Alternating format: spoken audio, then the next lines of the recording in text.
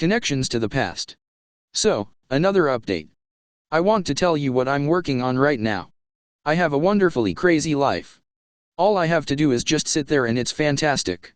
I am so busy, there are so many people who want to talk to me, sometimes for the sake of clarifying the historical records or sometimes for the sake of providing you with information.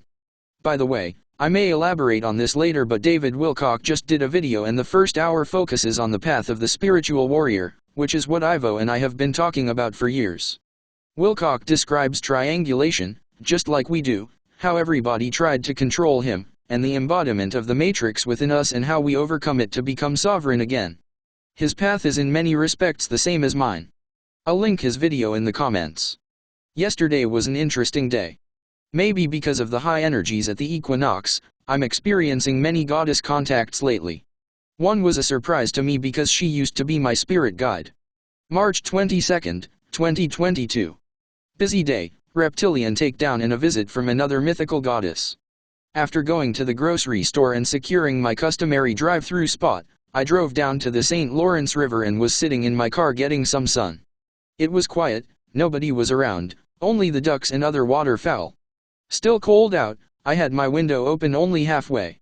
I was doing my usual reporting to Merton, my brother and protector, who flies a saucer near me wherever I go.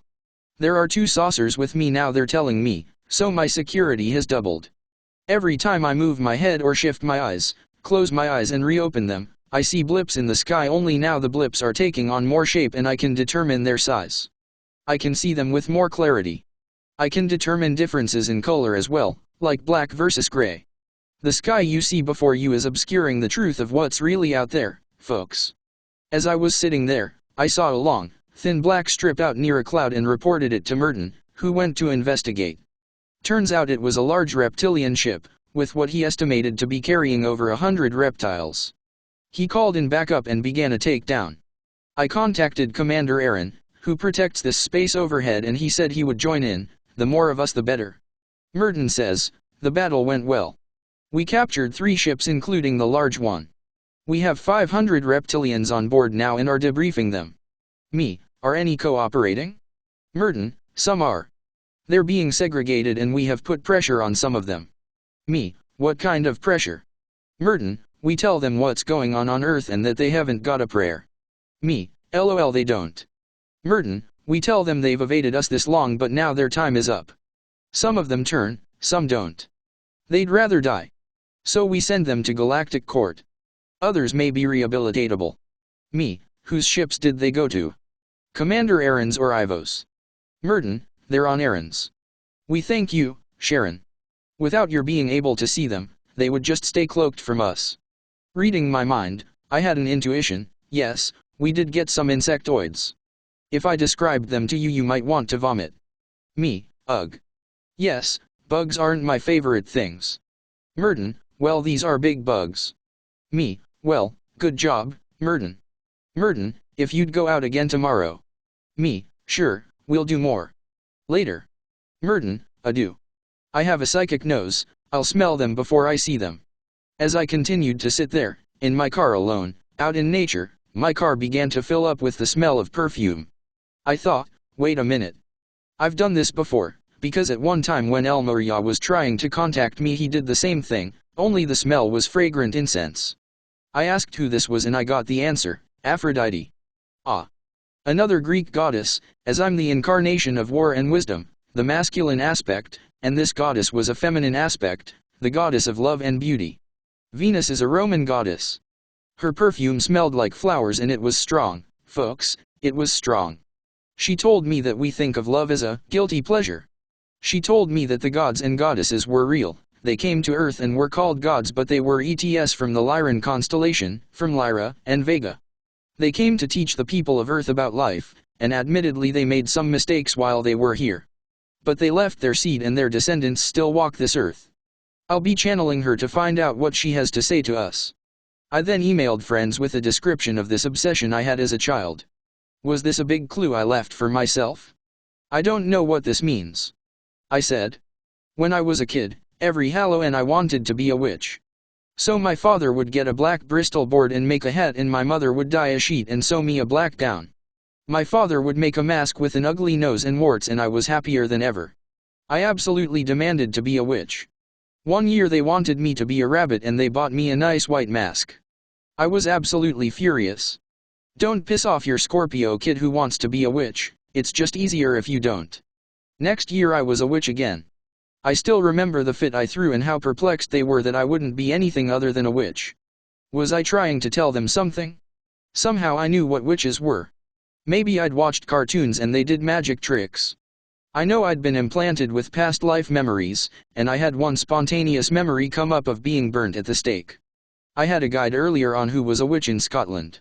Her name was Morgan but I called her another name. I'd have to think of it. Maybe she can enlighten me. Maybe she can tell us more about the Inquisition, which is a subject of course, that I find compelling. Oh yeah, Margaret, that's what I called her. Okay, last night I was reminded that there are some Christian religions who still haven't gotten over the Inquisition, who think that mystics, psychics, and channelers, in other words people with normal advanced human abilities, are witches. Could this be why I wanted to be one when I was a kid? I just want to stop this here and make a couple points. Sometimes the Halloween costume is the only way your kid can tell you who they really are. Let them. Don't turn them into a bunny. The other thing I want to point out here is how something that someone says can spark off a whole episode in your life of revelation. Were it not for the fact I had noticed and had a chuckle over this one religious guy who seems to think the Inquisition hasn't ended, this would not have been explained to me. This is what's called synchronicity and I live a life of it. I just follow where it takes me. Turns out, one of my friends who's a little more knowledgeable about myth than I am suggested that this was not just any Morgan, but the goddess Morgana who lived on the island of Avalon. The goddess Morgana is a priestess of the old ways, a healer with knowledge of herbal medicines.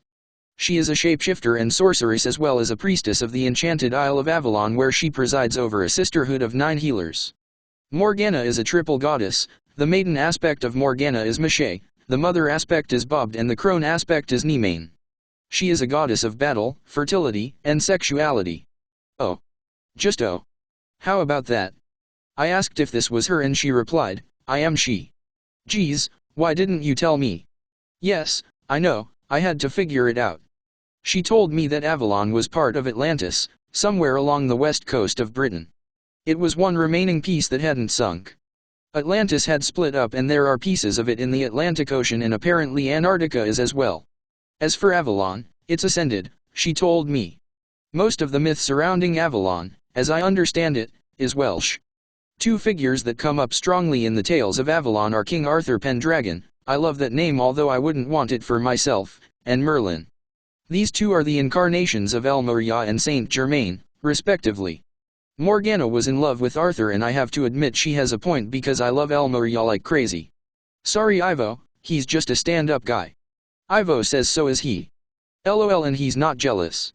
So there you go, folks. That's my life. I was just doing Mercury with the Mercurians, and now I'm back on Earth into myth again. I'm here to set the record straight because I believe Morgan was rumored over by the powers that were, you know the way they chuck dirt at people who stand up to them, well, same story here, they hate people who are fully empowered. They did then too. The other thing she told me is that the more the people were dumbed down, the more in fear they were of her. People fear what they don't understand, and we see lots of that happening right now and people being ostracized because of it when they're only really trying to do good service. Same old same old. Consciousness needs to change. So I will be channeling these new goddesses to get some information and messages to pass on to you. I'll be adding a note on this to my Atlantis page and exploring that further as well. Sharon.